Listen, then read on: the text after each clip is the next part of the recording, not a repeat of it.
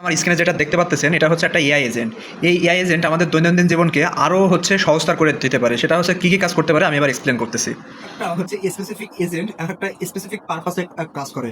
যেটা হইতে পারে আপনার শেয়ার বাজার মনিটরিং, বা হইতে পারে আপনার সার্ভার মনিটরিং, অথবা আপনার যে রেগুলার আপনার পার্সোনাল যে অ্যাসিস্ট্যান্ট হিসেবেও ও কাজ করতে পারে, অথবা যে মানে ধরেন আপনার একটা ই কমার্স প্ল্যাটফর্ম আছে, ওই ই কমার্স প্ল্যাটফর্মে আপনার যে কাস্টমার সার্ভিস যে ম্যানেজমেন্টটা আছে, যেটা হলো এই এজেন্ট মানে আপনার অটোমেটিকলি করে দিতে পারে।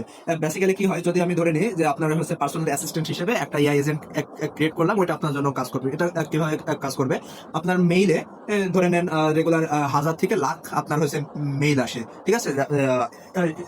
অথবা আপনার যে হোয়াটসঅ্যাপে বা টেলিগ্রামে আপনার বিজনেস পারপাস অনেক মেসেজ আসে।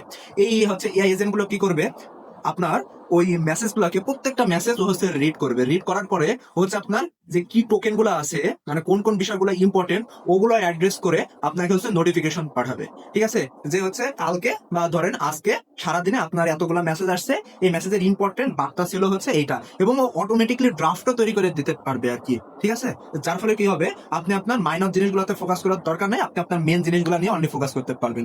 এবার আসি আপনার ই কমার্স প্রতিষ্ঠানের ক্ষেত্রে।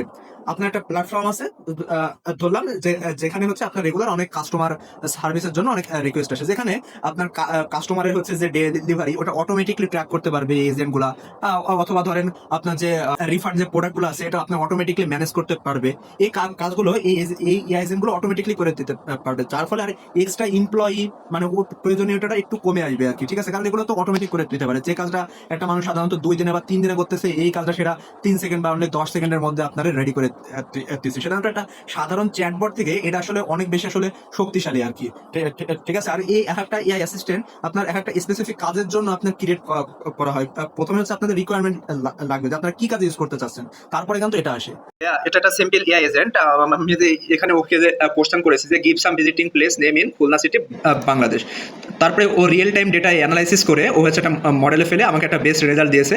সেটা ওখানে লেখছে যে হ্যাঁ শহীদ হাদিস পার্ক, তারপরে যে 1971 সেরকম কিছু প্লেসের নাম ও আমাদেরকে সাজেস্ট করছে আর কি, এই এআই এজেন্ট ইউজ করে।